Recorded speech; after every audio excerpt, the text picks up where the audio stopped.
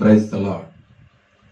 ప్రభునందు ప్రియమైన యూట్యూబ్ ప్రేక్షకులకును విశ్వాసులకును అలాగే మరి దేవుని సన్నిధిలో ఆత్మీయంగా ఎదుగుతున్నటువంటి వారందరికీ ప్రభును ప్రియకుమారుడైన యేసుక్రీస్తు వారి యొక్క నామములో శుభ వందనాలు తెలియజేస్తున్నాము.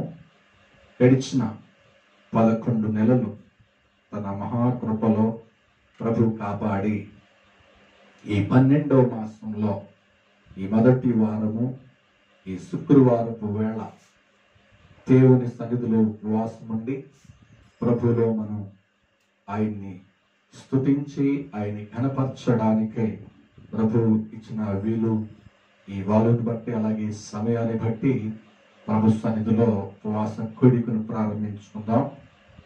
తలలో వచ్చినట్లయితే చిన్న ప్రార్థనతో ఈ ఉపవాస కూడికను ప్రారంభించుకుందాం.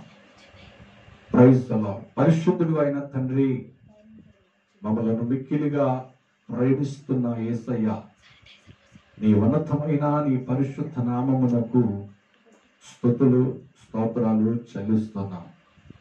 గడిచిన నాయన 11వ నెలలో నాయన నీ కృపతో మమ్మల్ని జ్ఞాపకం చేసుకుని మమ్మల్ని ప్రభువా బలపరిచి మా బలహీనతలో నాయన మీరే తండ్రి బలమును చేకూరుస్తూ ఈ 12వ నెలలో ఈ డిసెంబర్ నెలలో మొదటి వారంలోనికి మమ్మల్ని నడిపించుకుని వచ్చారు ప్రభు. అందుకు నీ కృతజ్ఞతాస్తుతులు చెల్లిస్తూ ఉన్నా. సమయంలో నాయన ఈ మొదటి వారము మొదటి శుక్రవారం ఈ నెలలో మిమ్మల్ని స్తుతించి మిమ్మల్ని మహిమపరిచి అలాగే మీ మాటలు మీ వాక్కులను మేము వినడానికే ప్రభు మీరు ఇచ్చిన ఈ చక్కటి ఈ అవకాశాన్ని బట్టి వందనాలు. ఎంతమంది అయితే ఉపవాసము ప్రభా స్తోత్రం కలిగి మీ సన్నిధిలో ప్రార్థిస్తున్నారో వారందరి కొరకు ప్రార్థిస్తున్నాం. ప్రత్యేకంగా నాయన తండ్రి ఈ యూట్యూబ్ ద్వారా చూస్తున్న ప్రతి బిడ్డని ప్రభుని వాక్కుల చేత బలపరచమని ఆత్మీయంగా ప్రభా మీరే వృద్ధి చేయమని ప్రార్థిస్తున్నాను. పాటల్లో మీరు ఉండండి సమయమందు. అలాగే నాయన వాక్యం ద్వారా మాతో మాట్లాడమని ప్రార్థిస్తున్నాను. నిరాశని వాడుకోండి, అభిషేకించండి. ఘనత మహిమ ప్రభావాలు మీకే చెల్లిస్తూ యేసుక్రీస్తు నామం పేరట ప్రార్థన చేసి అడిగి వేడుకుంటున్నాము తండ్రి, ఆమేన్. మంచిది. కొన్ని పాటలు పాడుకుని ప్రభు నామాన్ని మహిమపడతాం. ఒక పాట పాడుకుని ప్రభు నామాన్ని మహిమపడతాం. ప్రభు కాపాడాడు గడిచిన నెలంతా. ఈ నెలలో కూడా దేవుని కాపుదల కొరకై పాట పాడుతూ ప్రభు నామాన్ని మహిమపడతాం.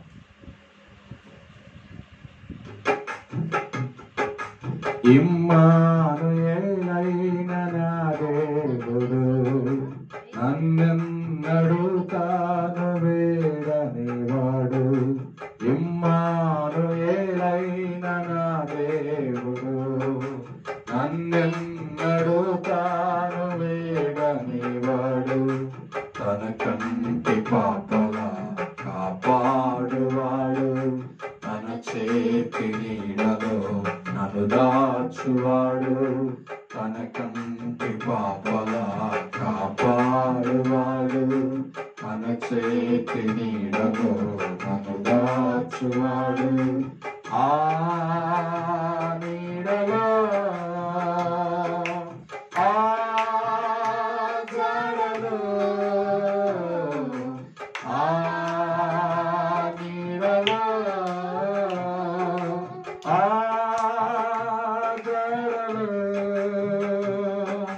నిలిచదము కలకాలము, నడిచదము చిరకాలము. నిలిచదము కలకాలము, నిలిచదము చిరకాలము. నా దేవా నీ నీడలో నా రాజా నీ చాడలో నా దేవా నీ నీడలో నా నీ చాడలో అందరూ కలిసిపోదు. ఇమ్మానుయేలైన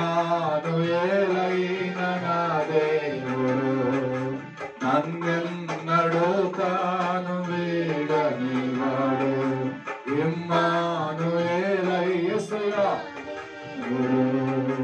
నన్నెన్నడూ తాను వీడని వాడు. ప్రేమయున్న నా దేవుడు పరలోకమునకై వేడిన వాడు. ప్రేమయున్న నా దేవుడు పరలోకమునకై వేడిన వాడు. ప్రేమించి తన ప్రాణమర్పించినాడు. నా చీకటి బ్రతుకును వెలిగించినాడు. ఆ నీడలో ఆ యేసయ్యా ఆ నీడలో ఆ చెరలో నిలిచెదము కలకాలము. నడిచెదము చిరకాలము. నా దేవా నీ నీడలో నా రాజా నీ చాడలో నా దేవా నీ నీడలో నా రాజా నీ చాడలో. ఇమ్మానుయేలైన నా దేవుడు అభిరామి నన్నెన్నడూ తాను వీడని జీవమయున్న నా దేవుడు. జీవాహారము నాకై నీచినవాడు. జీవమయున్న నా దేవుడు జీవాహారము నాకై నీచినవాడు. జీవచలమైన నా దేవుడు జీవాధిపతి అయిన నా దేవుడు.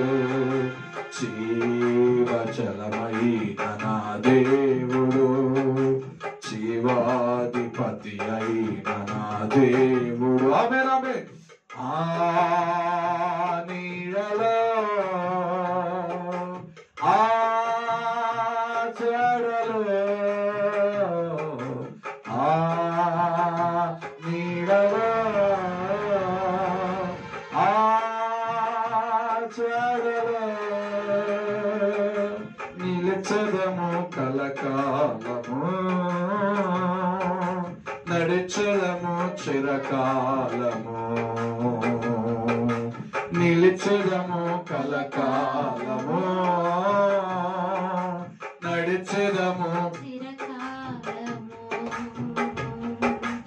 నా దేవా నీ నీడలో నా రాజా నీ చాడలో నా దేవా నీ నీడలో నా రాజా నీ చాడలో.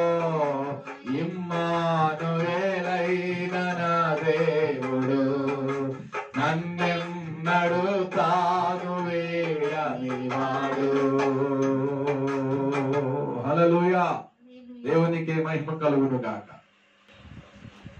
మరొక పాట పాడుకుని ప్రభునామాన్ని మహిమపడదాం.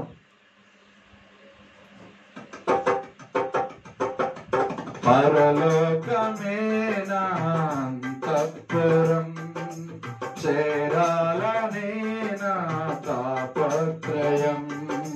పరలోకమే నా అంతఃపురం చేరాలనే నా తాపత్రయం. యేసుదేవరా కనికరించవా దారి చూపవా. యేసుదేవరా కనికరించవా దారి చూపవా. పరలోకం అందరూ కలిసి పడదాం. దూరం చేరాలనే నా తాపత్రయం. స్వల్పకాలమే లోక జీవితం నా భవ్య జీవితం మహోజ్వలం స్వల్పకాలమే లోక జీవితం నా భవ్య జీవితం మహోజ్వలం మచిలీలో దాటే మనోహరం నీ మహిమ చూసే మధుర క్షణం మచిలీలో దాటే మనోహరం నీ మహిమ చూసే మధుర క్షణం వీక్షించే కన్నులో విశ్వాస జీవితం నాకు నీయవా వీక్షించే కన్నులో విశ్వాస జీవితం నాకు నీయవా పరలోకమే నా అంతఃపురం చేరాలనే నా తాపత్రయం పరలోకమే కలిసిపడదాం యేసయ్యా రెండో శానం పాపం ఎదురించే శక్తిని నాకివ్వు నరులను ప్రేమించే నాకివ్వు పాపం ఎదురించే శక్తిని నాకివ్వు నరులను ప్రేమించే మనసే నాకివ్వు ఉద్రేకపరచే దురాత్మను ఎదురించి పోరాడే శుద్ధాత్మను ఉద్రేకపరచే దురాత్మను ఎదురించి పోరాడే శుద్ధాత్మను మోకాళ్ళ జీవితం కన్నీటి అనుభవం నాకు నేర్పవా మోకాళ్ళ జీవితం కన్నీటి అనుభవం నాకు ఇయ్యవా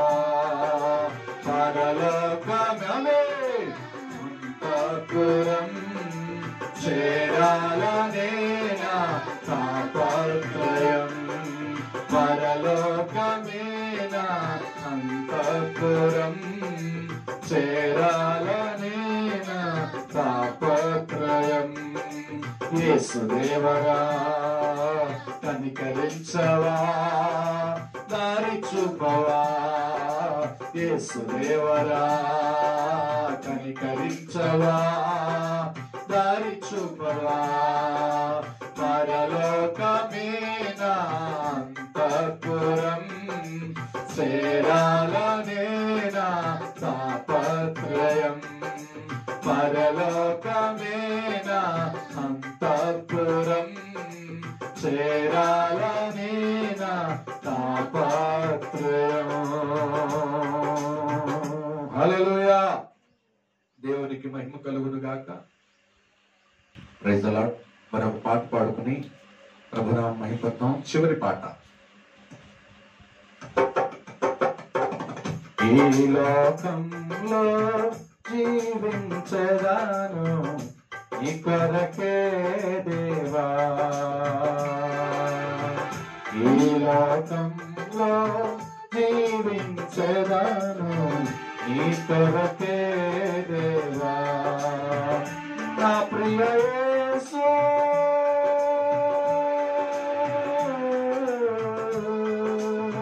నాకు లేదు ఎవ్వరు నీలా ప్రేమించేవారు నీవే నా ప్రాణ ప్రియుడవు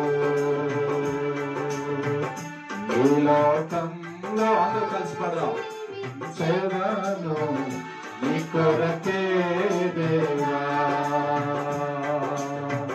ఈ లోకంలో జీవించేదాను నీ కొరకే దేవా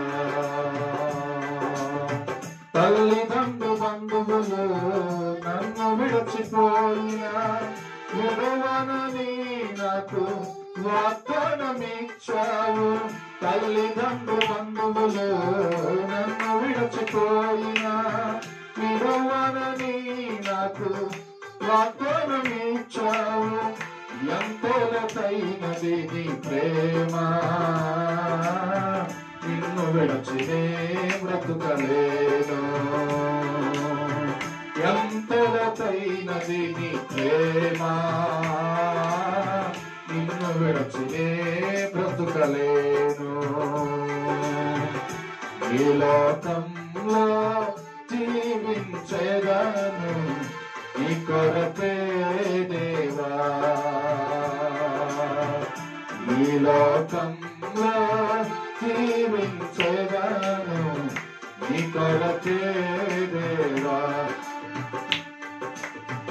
అరచేతిలోనే నన్ను చెక్కుకుంటే నీ కంటి పాపలా నన్ను కాయుచుంటివి. అరచేతిలోనే నన్ను చెక్కుకుంటివి, నీ కంటి పాపలా నన్ను కాయుచుంటివి. నీ దృష్టిలో నేను నాగా ఇలాలోనే జడియను.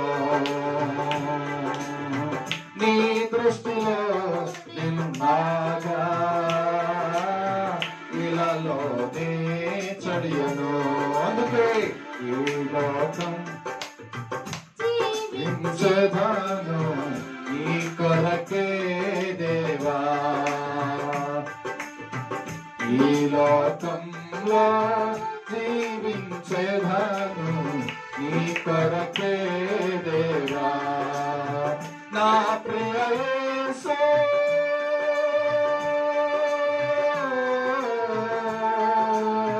నాకు లేరు ఎవరు నీలా ప్రేమించేవారు. నీవే నా ప్రియుడు.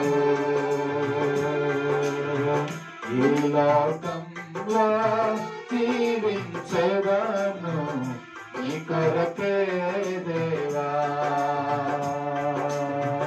ఈ లోకంలో జీవించేదను నీ కొరకే దేవా. హల్లెలూయా. దేవునికి మహిమ కలుగును గాక. చిన్న ప్రార్థన చేసుకున్నాం. వాక్య భాగంలోకి వెళ్ళిపోదాం. చిన్న ప్రార్థన. పరిశుద్ధుడా నీకు వందనాలు స్తుతులు చెల్లిస్తున్నాం దేవా. గడిచిన నెలంతా కూడా ప్రభువా మీరు నాకు తోడుగా ఉన్నారు. అందుని బట్టి స్తోత్రాలు. ఈ 12వ ఈ సంవత్సరానికి చివరి మాసంలోనికి మమ్మల్ని తీసుకుని వచ్చారు నాయన.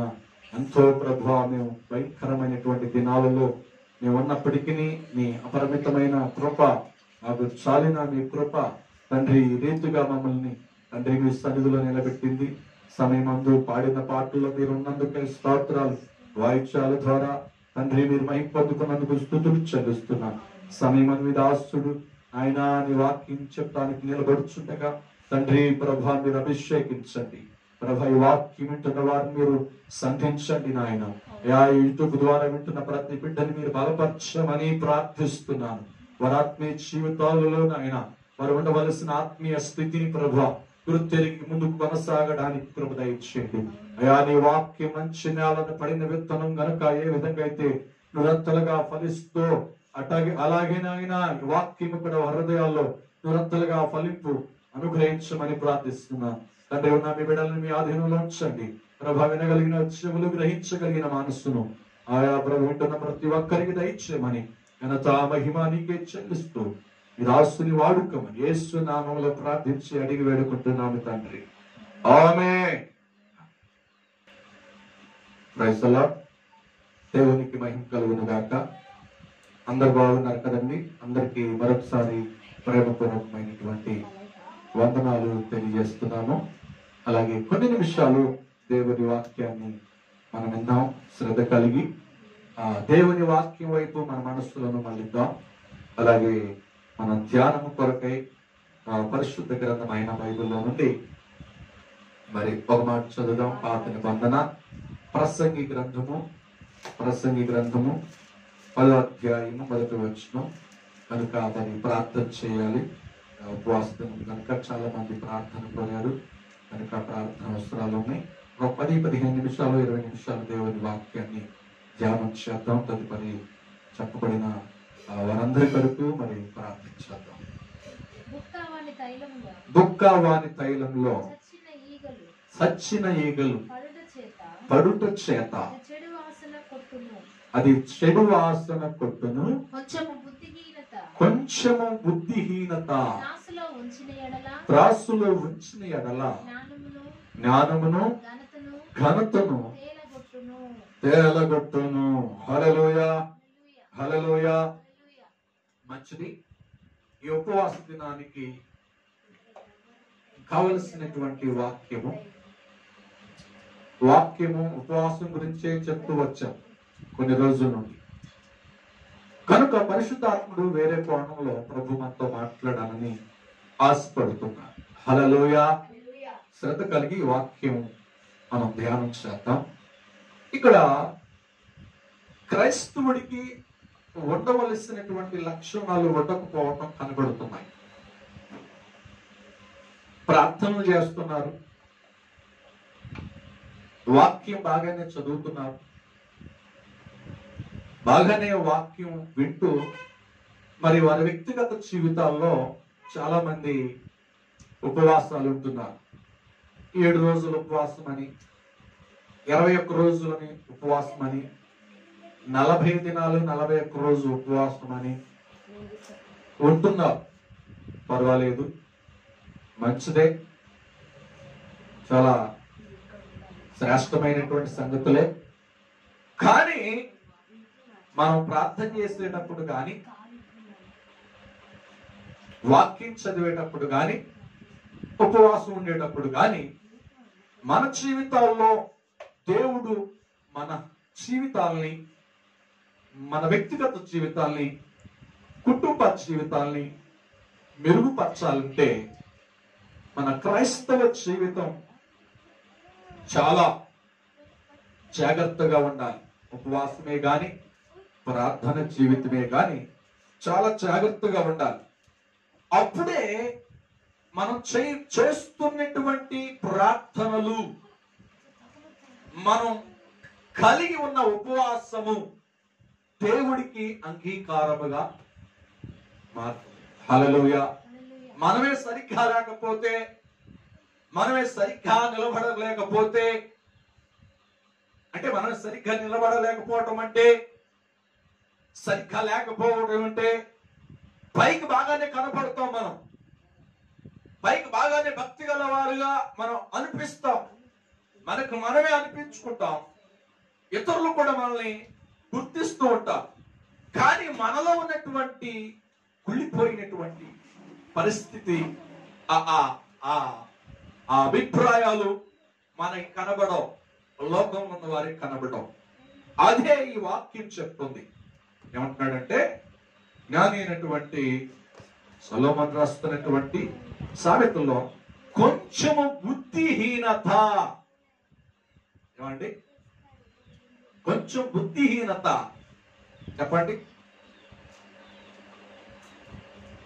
సమస్త మంచి కార్యాలన్నిటిని కూడా చెడగొట్టేస్తాయి. ఆ మాట చదువుదాం మరొకసారి.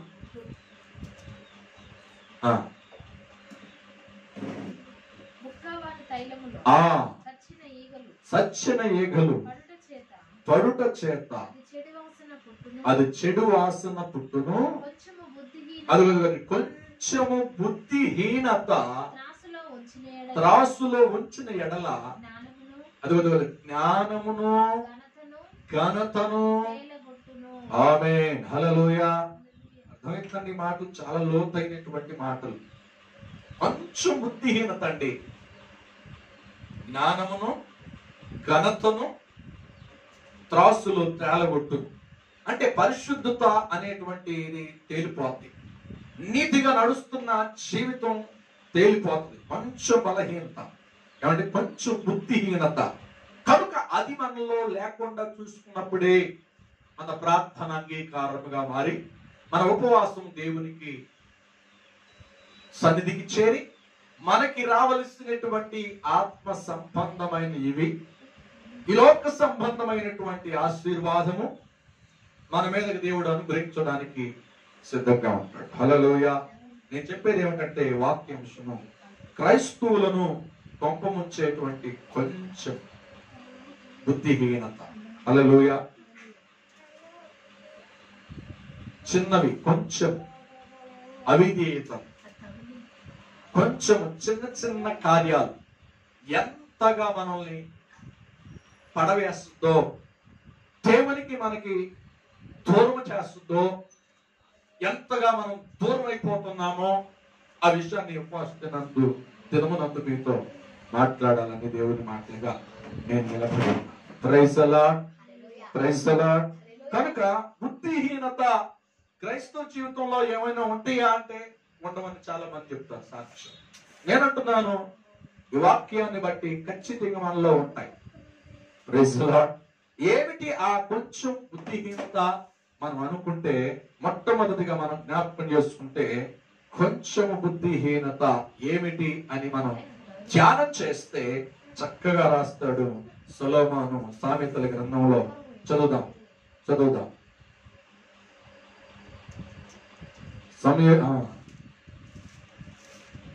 సామెతలు 6వ అధ్యాయము 10వ వచనం. అదగదులండి, కొంచెం బుద్ధిహీనత దాన్ని అంశాన్నిగా తీసుకున్నాం. కొంచెము నిద్రించదనని, కొంచెము కునికెదనని, కొంచెం సేపు చేతులు ముడుచుకుని పరుండదనని నీవు అనుకుంటున్నావు. అందుచేత దోపిడిగాడు వచ్చినట్లు దారిద్ర్యము నీ మీదకి వచ్చు. హల్లెలూయా. క్రైస్తవులుగా మన జీవితంలో మనం నేర్పించబడుతున్నటువంటి, మన జీవితం నేర్చుకున్నటువంటి జీవితంలో ప్రార్థన చాలా ప్రాముఖ్యమైనది. ఈరోజు చాలా మంది ప్రార్థనని అశ్రద్ధ చేసే వాళ్ళు ఉన్నారు. అది ఉపవాస ప్రార్థన అయినా కానీ, అది కుటుంబ ప్రార్థన అయినా కానీ, హల్లెలూయా, అది వ్యక్తిగత ప్రార్థన అయినా కానీ, ఏదో మంత్రాలు చదివినట్లుగా, ఏదో ఆచరణలో చేయాలి కదా అనేటువంటి చేస్తున్నారు. దానికి సమయం, సందర్భం లేదు, దానికి ఒక క్రమం లేదు. Praise the lord, praise the lord. ఆ క్రమం లేకుండా ఆ క్రమాన్ని, ఆ టైంని మనకి మళ్ళించుకుంటున్నాం. కరెక్ట్ గా ఉదయకాల సమయంలో లేవాలి మనం ప్రార్థన చేయడానికి. Praise the lord. దావీదు అంటాడు, నేను వేకువనే లేచెదను అని అంటాడు. హల్లెలూయా. దావీదు మహారాజుకి ఏం పనండి, ఏం తక్కువైందండి, దావీదుకి ఏం కొరత అయిందండి? వేకువనే నా దేవుని నేను వెతికెదను అని అంటున్నాడు. ఈరోజు నా క్రైస్తవులుగా పిలువబడుతున్నారు మనం నేర్చుకోవలసినటువంటి సంగతి ఏదనగా, ఈ ఉపవాస దినము, ఈ మాటల ద్వారా దేవుని సన్నిధిలో మనం ప్రార్థించేవారుగా ఉండాలి. ప్రార్థన చేసేటప్పుడు నిద్రపోతూ ఉంటాం, వాక్యం వినేటప్పుడు నిద్రపోతూ ఉంటాం. Praise the lord. అందుకు గాను నష్టం ఏం జరుగుతుందో తెలుసా? దోపిడిగాడు దొంగ వచ్చినట్లుగా కరువు మన మీదకి వస్తుందంట, లేమి మన మీదకి వస్తుందంట. కారణం ఎవరు? ఆ లేమిని మనం అనుభవించడానికి కారణం ఎవరు? ఆ దేవుని సన్నిధిలో కరువును మనం అనుభవించడానికి కారణం ఎవరు? దేవుడు కాదు. నువ్వు అశ్రద్ధ చేస్తున్న ప్రార్థనా జీవితం, చేద్దాంలే ప్రార్థన, చూద్దాంలే ప్రార్థన అని నువ్వు సమయాన్ని ఆలస్యం చేస్తావు. ప్రార్థన చేయడానికి, దేవుని మందిరానికి వెళ్ళడానికి ఆలస్యం చేస్తావు. కొంచెం సమయం తర్వాత లాస్ట్ కైనా వెళదాం, లాస్ట్ కైనా ప్రార్థనలో ఉందాం అనేటువంటి అభిప్రాయము కొంచెము కొంపముంచును. హల్లెలూయా. అర్థమవుతుందండి? కొంచెము కొంపముంచును. అందుకొరకే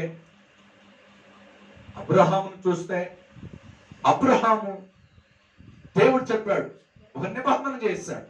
ఆ నిబంధనకు గుర్తుగా దేవుడితో ఆయన అడిగినప్పుడు దేవుడు అన్నాడు, నువ్వు బలించు, ఆ బలిని నేను స్వీకరిస్తాను అని చెప్పాడు. చెప్పగానే ఆయన రావటం కొంచెం ఆలస్యమైందండి. దేవాది దేవుడు ఆయన అబ్రహాం బలించిన బలిపీఠాలని, ఆ బలిపీఠం దగ్గరికి రావటం ఆలస్యం అయ్యేటప్పటికి, ఆయన రావటం ఆలస్యం అవుతుంది కదా అని చెప్పి కొంచెం పురుగుదాం, కొంచెం నిద్రపోదాం అని అనుకున్నాడు. అనుకుని నిద్రపోయాడు. ఆ నిద్రపోయిన సమయంలోనే దేవుడు ప్రత్యక్షమయ్యాడు. హల్లెలూయా. చూడండి, ఈ రోజున చాలా మంది కూడా అలాగే ఉంటున్నారు. దేవుని సన్నిధిలో మనం ఉండవలసిన ఒక నిరీక్షణ కలిగి ఆసక్తి కలిగిన జీవితం చల్లారిపోతుంది. ప్రార్థనలో గాని, వాక్యంలో గాని, ఆత్మీయ జీవితంలో గాని. అదే కొంచెం బుద్ధిహీనత, కొంచెం అవిధేయత. హల్లెలూయా. ఎంత గొప్ప ముంచిందో తెలుసా? అబ్రహాము కుటుంబాన్ని, అబ్రహాము సంతానాన్ని ఆయన ఎంగిలి చేశాడంట. ఎంగిలి చేయబడిందంట. దేవునికి అర్పించిన అర్పణ ఎంగిలి చేయబడింది. పెద్ద ఆకాశ పక్షులు వచ్చి ఎంగిలి చేసినట్టుగా అక్కడ కనబడుతుంది ఆదికాండం 15వ అధ్యాయంలో. హల్లెలూయా. దాని కొరకు ఎదురు చూడాల, నిరీక్షణ లేకుండా ఉన్నాడు. అంటే ఎదురు చూసే అనుభవం పోయింది, ప్రార్థన చేసే అనుభవం పోయింది. నిద్రపోయాడు, కొంచెమే నిద్రపోయాడు. ఆయన రావటం ఆలస్యమైనప్పుడు ఏం జరిగింది? 400 సంవత్సరాలంట నీ సంతానము పరాయి దేశంలో బానిసులుగా ఉంటారు. హల్లెలూయా అని దేవుడు చెప్పాడు. కారణం ఏంటి తెలుసా? ఈ అబ్రహాం యొక్క సంతానము, ఇశ్రాయేలు ప్రజలు ఐగుప్తులో 400 సంవత్సరాలు అక్కడ బానిసలుగా ఉండడానికి కారణం ఎవరో తెలుసా? కొంచెము కొంప ముంచేసి అబ్రహాం కుటుంబం, అబ్రహాం సంతానం. హల్లెలూయా. చూడండి, ఆ మాటలు ఉంటాయి ఆదికాండంలో 15వ అధ్యాయం అనుకుంటా. కింద మాటలు చూద్దాం.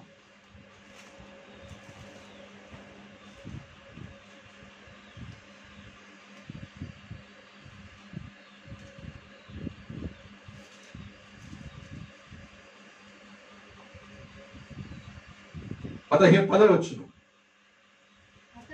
అతడు అవన్నీ తీసుకుని 11వచ్చునండి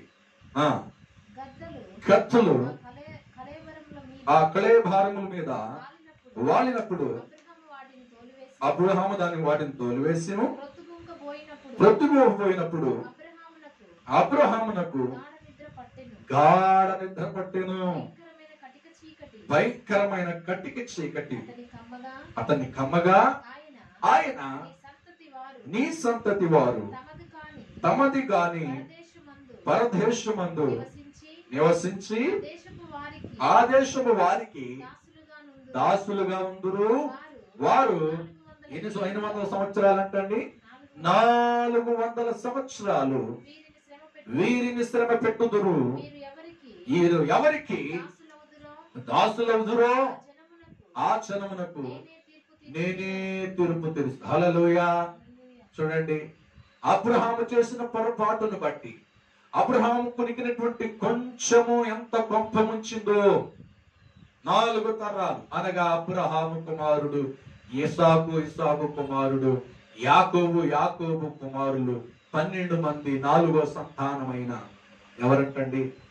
12 మంది గోత్రికులు ఎక్కడికి వెళ్ళారంట? ఐగుప్తుకు వెళ్ళి 400 సంవత్సరాలు ముగించబడిన తర్వాత 450వ సంవత్సరం నాడు దేవుడు తన ప్రజల్ని జ్ఞాపకం చేసి ఐగుప్తులకు తెగుళ్ళు కలగజేసి దేవుడే న్యాయము తీర్చాడు. హల్లెలూయా. ఎంత నష్టం జరగడానికి కారణం ఏమిటంటే కొంచెం బుద్ధిహీన. ఎంతండి? కొంచెం బుద్ధిహీన, కొంచెం నిద్రపోయాడు. దేవుడి కొరకు సిద్ధపరిచిన అర్పణ దేవుడు అంగీకరించేంత వరకు వెయిట్ చేయలేకపోయాడు. గాఢ నిద్ర పట్టిందంట. ఆ గాఢ నిద్ర, ఆ కొంచెమే, ఆ అవిధేయత ఇశ్రాయేలు ప్రజలు 400 సంవత్సరాలు ఐగుప్తులో ఉండేటట్లుగా. Praise the lord. ప్రియ దేవుని బిడ్డలారా, ప్రియ దేవుని పిల్లలారా, ఒక్కసారి జ్ఞాపకం చేసుకోండి. కొంచెం బుద్ధిహీనత ఎంతటి నష్టాన్ని తీసుకుని వస్తుందో. కనుక ఎంగిలి చేసి ఉపవాసం ఉంటే అది కొంచెం బుద్ధిహీనత. ఏదో నీ అవసరం కొరకు నువ్వు ప్రార్థనలో ఉంటే అది బుద్ధిహీనత. ఆత్మ సంబంధంగా నువ్వు చేయబడిన ప్రార్థన చేయడానికి నువ్వు సిద్ధపడాలి తప్ప ఆచారంగా చేస్తున్న ప్రార్థన అది కొంచెం బుద్ధిహీనత. హల్లెలూయా. హల్లెలూయా. ఏమైందండి? ఏదో ఎవరో చేయమన్నారు కదా, ఉపవాసం ఉండమన్నారు కదా అని చెప్పేసి తర్వాత నువ్వు ఉండలేకపోతే నువ్వు చేసావనుకోండి, అది బుద్ధిహీనత. హల్లెలూయా. హల్లెలూయా. కనుక మన కొంచెము క్రైస్తవ జీవితంలో కొంచెం బుద్ధిహీనత పంపముంచును. అది ఖచ్చితంగా బైబిల్ గ్రంథం మనకు బోధిస్తుంది. దేవుని మాటలు మనల్ని హెచ్చరిస్తున్నాయి. ఈ ఉపవాస దినమంటూ హల్లెలూయా, హల్లెలూయా. ఉపవాసం ఉంటామని తీర్మానం చేసుకున్న తర్వాత నీకు వచ్చిన బలహీనతను బట్టి, నీకు వచ్చిన సమస్యను బట్టి నువ్వు మార్చుకోకూడదు. మార్చుకున్న వారి కొంచెం బలహీనత ఏమంటారు, బుద్ధిహీనత కిందకే వస్తుంది. నువ్వు తీర్మానం చేస్తావు అనుకోండి, ఆ తీర్మానంలో ఎటు వెసకకుండా కదలకుండా నీ ఉపవాసం ప్రార్థనలో ఉండాలి. హల్లెలూయా. అది జ్ఞానము కలిగినటువంటి జీవితం, అది ఘనతకు కారణం. మన బుద్ధిహీనత పనులు యేసునామములో మరుగైపోవును గాక. ఎందుకంటే కొంచెము బుద్ధిహీనత ఎంత పంపముంచును అంటే ఇక్కడ అబ్రహామే మనకు కనపడుతున్నాడు. అబ్రహాముని మనం చూడొచ్చు. అబ్రహాము కారణమయ్యాడు. ఇశ్రాయేలు 400 సంవత్సరాల ఐగుప్తులో బానిసలుగా అవడానికి కారణం ఏమిటంటే దేవుడి సంకల్పమే. దేవుడి సంకల్పానికి ముందు ఈయన అవిధేయత, లేకపోతే ఈయనకున్నటువంటి కొంచెము బుద్ధిహీనత. దేవుడు మాట్లాడి దేవుడే ఫలించమని చెప్పినప్పుడు ఆ ఫలి విషయంలో ఎంత శ్రద్ధ కలిగి ఉండాలి, ఎంత పట్టుదల కలిగి ఉండాలి, ఎంత మెలకువ కలిగి ఉండాలి, ఎంత ఎదురు చూపు కలిగి ఉండాలి. హల్లెలూయా. చూడండి, కనుకే దేవుని సన్నిధిలో మనం మెలకువగా ఉండినప్పుడే మన ఉపవాసం అంగీకరించబడుతుంది. మన ప్రార్థనలు దేవుని సన్నిధికి వెళతాయి. హల్లెలూయా. ఏదైనా మనకు అనుకూలంగా జీవించడం కాదు. మనం అనుకూలంగా జీవిస్తున్నాం అనుకోండి, వాక్య విషయంలో అయితే, ఉపవాస విషయంలో అయినా కానీ, ప్రార్థన విషయంలో, ఆత్మీయ విషయంలో కానీ మన వ్యక్తిగతంగా జీవిస్తే కనుక మన జీవితంలో దేవుని వాక్యం ఏం చెప్తుంది? ఈ మధ్యాహ్న కాల సమయంలో బుద్ధిహీనత కలిగి మనం ప్రవర్తిస్తున్నాము.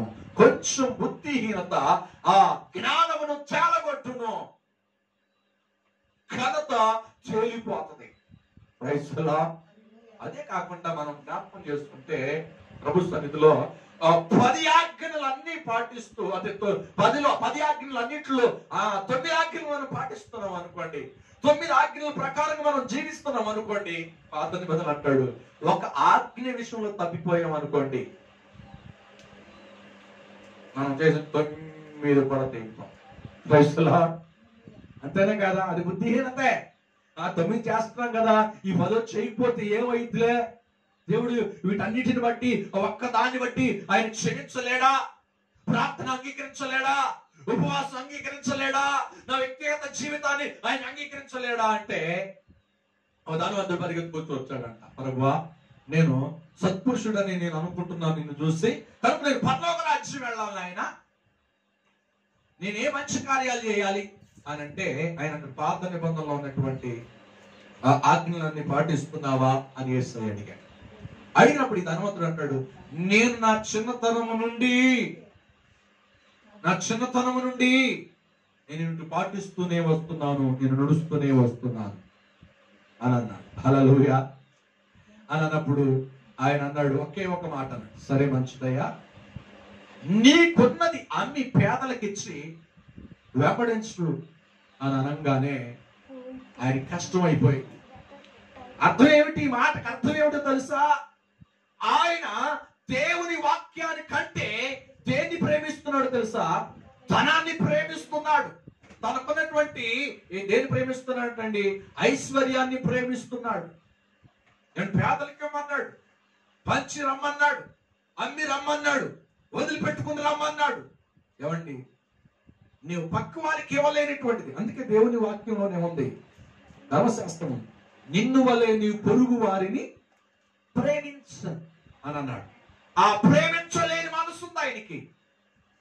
అంతేనా కాదా? నేను తప్ప వేరొక దేవుడు ఉండకూడదు. దేవుడికి మనిషికి ఉన్నటువంటి ప్రేమ గురించి 5 ఆజ్ఞలు గుర్తు చేస్తున్నాయి. కింద ఉన్న 5 ఆజ్ఞలు ఏమిటంటే, నీ పొరుగు వారికి దేన్ని ఆశించకూడదు. అంతేనా కాదా? ఇది మనిషికి ఉండవలసినటువంటి ప్రేమ, ఆ ప్రేమ తత్వాన్ని గుర్తు చేస్తుంది. దాని విషయంలో పడిపోయాడు ఆ ధనవంతుడు. Praise the lord. ఆ మాటలో యేసయ్య చెప్పిన మాటలో నేను కష్టం అనిపించేసి వ్యసన పడుతూ వెళ్ళిపోయాడంట. హల్లెలూయా. తనలో బుద్ధిహీనతను మార్చుకోలేకపోయాడు. దగ్గరకు వచ్చాడు, పరలోక రాజ్యం దగ్గరకు వచ్చాడు. వచ్చిన ఆ బుద్ధిహీనత మార్చుకోలేని పరిస్థితిని బట్టి ఆయన పరలోక రాజ్యాన్ని పోగొట్టుకున్నాడు. ఈ రోజున అలాగే ఉన్నారు. Praise the lord, praise the lord. అందుకని దేవుని సన్నిధిలో మనము ఎలా ఉండాలి తెలుసా? బుద్ధిహీనత అనేటువంటి సోమరతనము యేసు నామములో తొలగిపోవాలి. హల్లెలూయా, హల్లెలూయా. అదే ఒక చక్కటి మాట అంటాడు. 24 అధ్యాయం 33 వచనంలో కూడా సొలొమోను చక్కగా రాస్తాడు.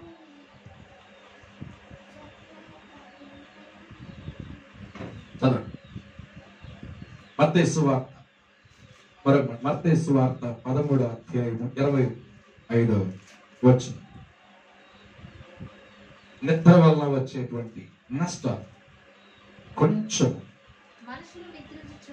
మనుషులు నిద్రించుచుండగా అతని శత్రువు వచ్చి ఆ గోధుమల మధ్యను గురుకులు విత్తిపోయేను. మొలకలు పెరిగి ఆమేన్, హల్లెలూయా. అర్థమవుతుందండి ఈ మాట? నిద్ర వలన, నిద్ర అంటే ఏంటి? ఆత్మీయముగా తప్పిపోవటం, బుద్ధిహీనులుగా మారడం, ఆత్మీయ జీవితంలో మనం వెనకబడిపోవడం, బుద్ధిహీనత.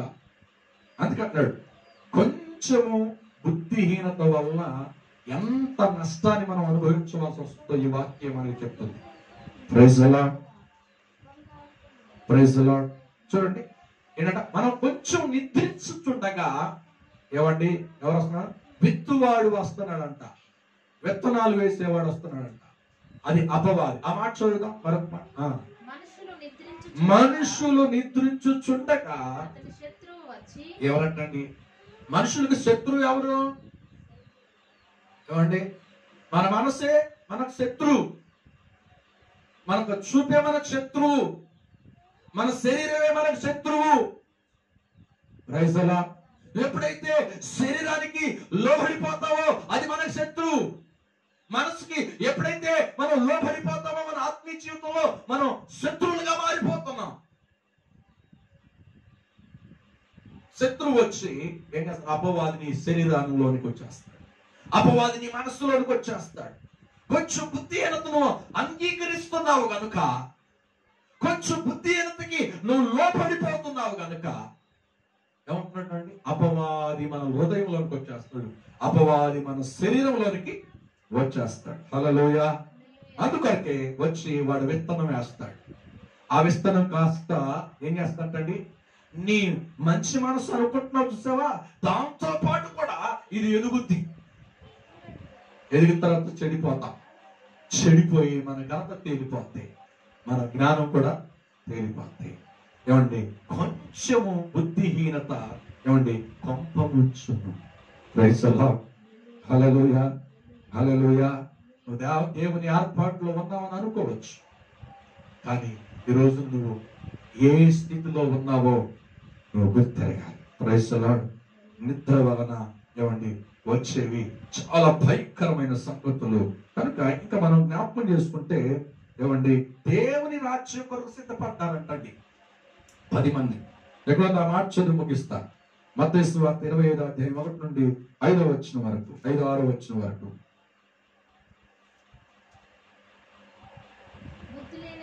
బుద్ధి లేని వారు తమ దివిటీలు పట్టుకొని తమతో కూడా నూనె తీసుకుని. అర్థమవుతుందండి?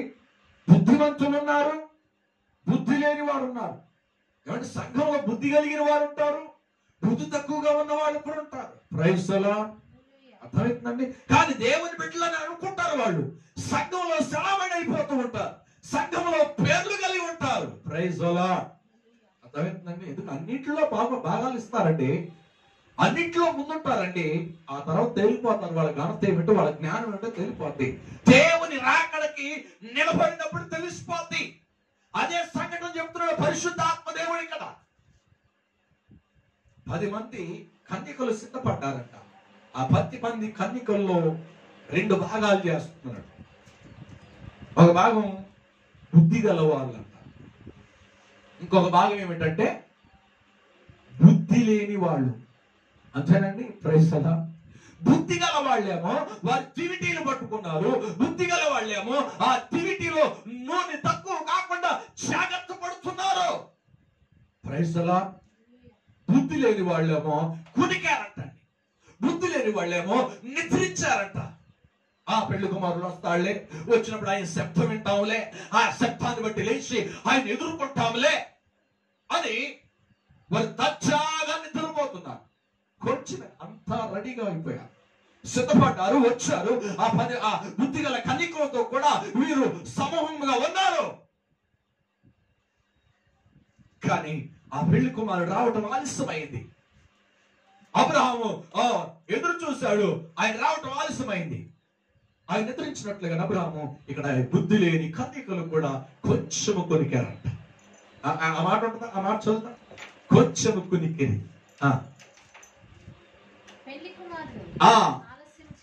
ఆలస్యము చేయగా వారందరూ అందరూ కొనికి నిద్రించారంట. అర్ధరాత్రి వేళ ఇందుగో పెండ్లి కుమారుడు అతన్ని ఎదుర్కొనబడే రండి అని ఒక స్వరమే వినగానే ఆ కన్యకులందరూ లేచి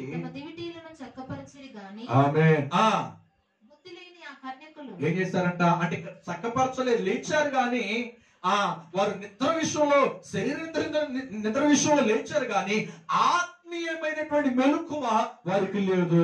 హల్లెలూయా. అంటే అందరూ నిద్రపోయారు. ఎవరంటండి? బుద్ధి గల కన్యకలు నిద్రపోయారు, బుద్ధి లేని కన్యకలు కూడా అందరూ నిద్రించి. కానీ బుద్ధి గల వారు మాత్రం ఆత్మీయముగా మేలుకున్నారు.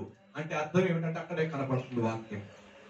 వారి దివిటీలు వెలుగుతున్నాయి, వారి దివిటీలో నూనె సమృద్ధిగా ఉంది. దివిటి అంటే అంటే ఆ వెలుగు అంటే ఆత్మ సంబంధమైన జీవితం.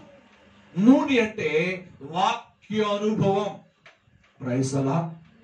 వీరు నిద్రించారు బుద్ధి లేని కన్యకలు.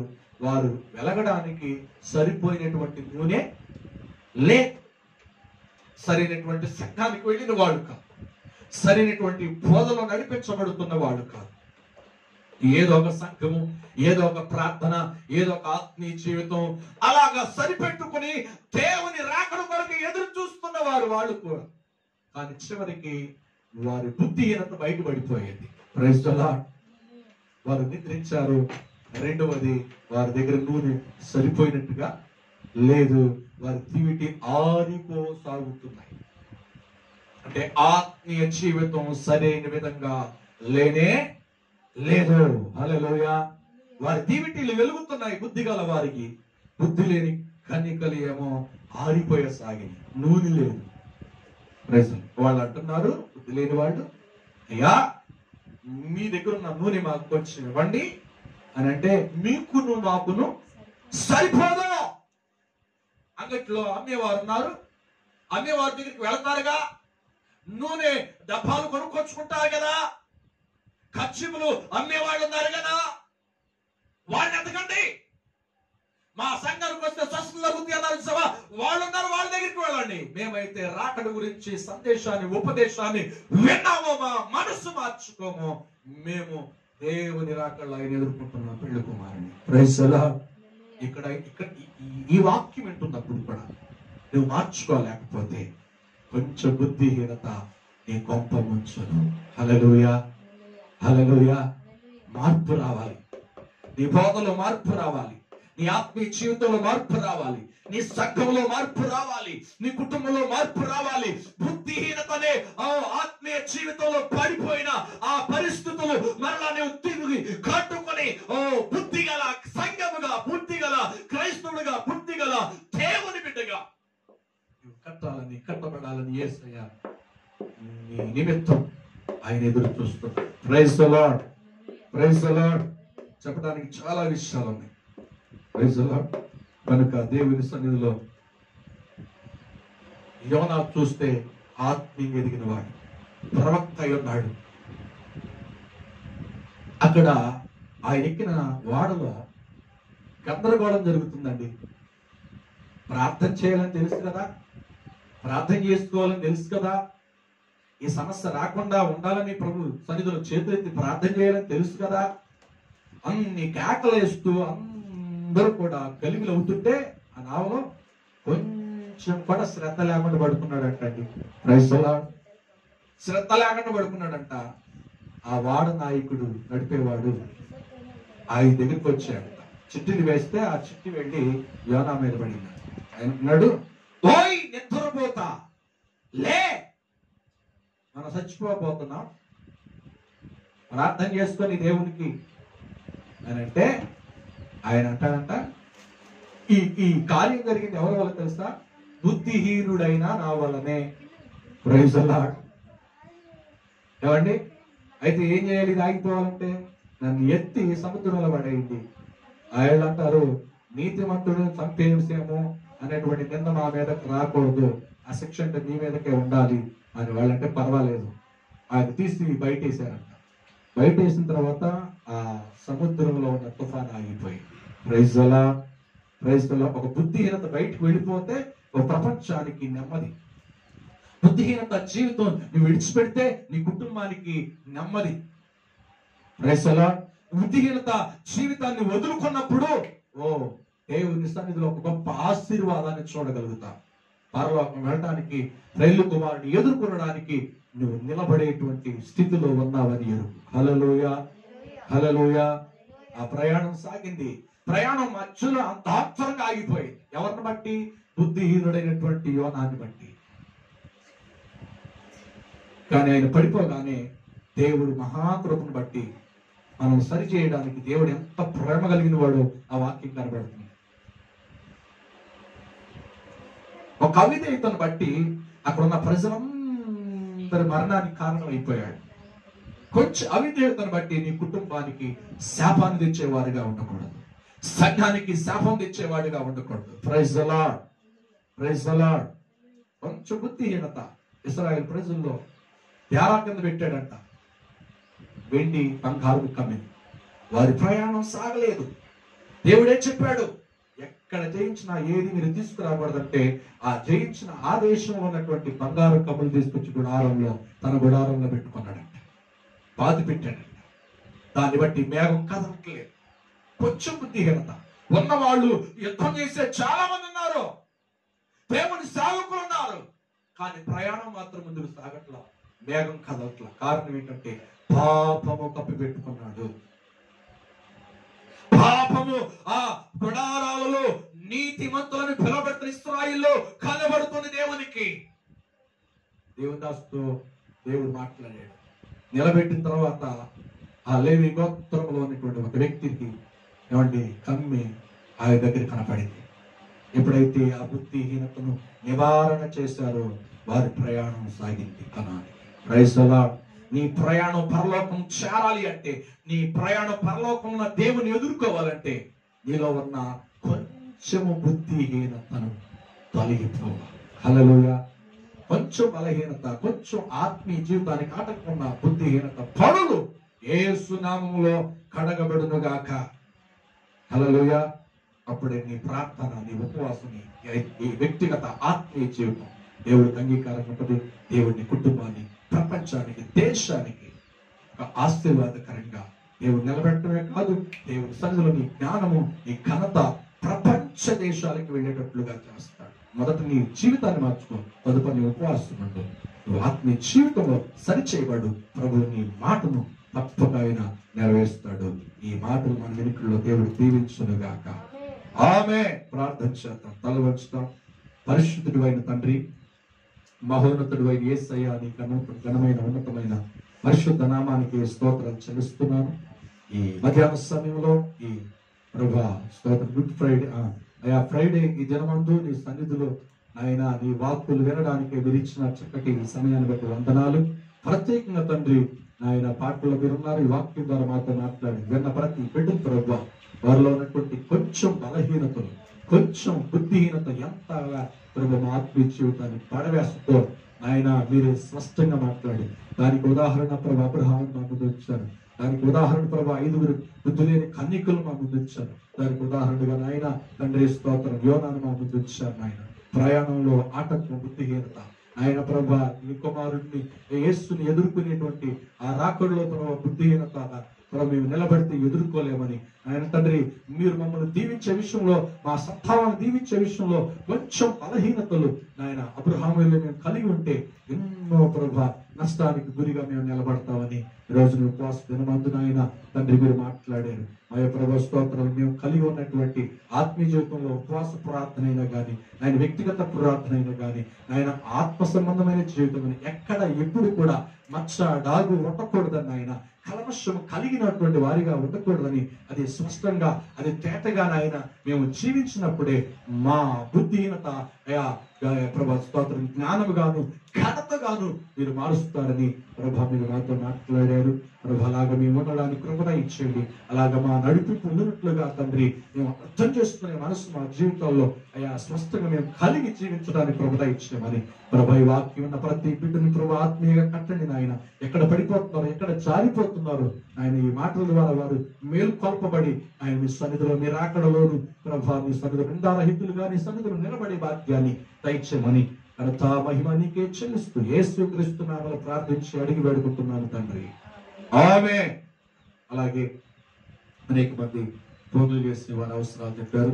మరి వారి అవసరాలన్నిటి కొరకు కొంతమంది కోర్టు కేసులు, శరీర బలహీనతలు, అలాగే వివాహాల కొరకు, అలాగనే మరి వారి యొక్క ఉద్యోగాల కొరకు, ఉద్యోగాలు, చదువుల నిమిత్తం అనేక విధాలుగా మరి ఆర్థికంగా మరి వెనకబడినటువంటి పరిస్థితులు, ఆత్మీయ జీవితంలో కూడా మరి వెనకబడినటువంటి వారు మరి ఆత్మీయ జీవితాన్ని అభివృద్ధి కొరకు చాలా మంది ప్రార్థన కోరారు. అటు వారందరి కొరకు ఒక 2 నిమిషాలు ప్రార్థించిన ఉపవాసం ప్రభు మన ప్రార్థన ఆలకించినట్లుగా కనుక ఈ సమయంలో ఆయన ప్రార్థన ఆలకించే ముందు మనం ప్రభు సన్నిధిలో వ్యక్తిగతంగా 2 నిమిషాలు పైకెత్తి దేవునికి స్తోత్రాలు చెల్లిద్దాం. ప్రార్థన వింటున్న దేవునికి, ప్రార్థన జవాబిచ్చే దేవునికి స్తోత్రాలు చెల్లిద్దాం. స్తోత్రం స్తోత్రం స్తోత్రం స్తోత్రం స్తోత్రం స్తోత్రం.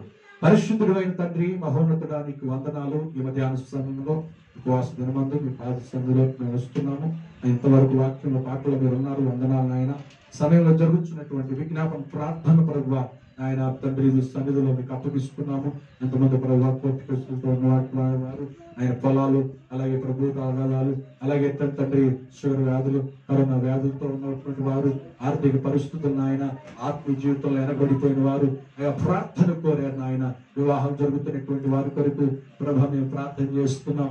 ఆయన సవ్యంగా, చక్కగా, సమాధానంగా అని అనుకూలంగా నామని కనకరంగా ప్రతి కార్యము జరుగునట్లుగా సహాయం చేయండి. వారి హృదయ వాంఛలు తీర్చండి ఆయన. బలహీనను బాగు చేయండి ఆయన.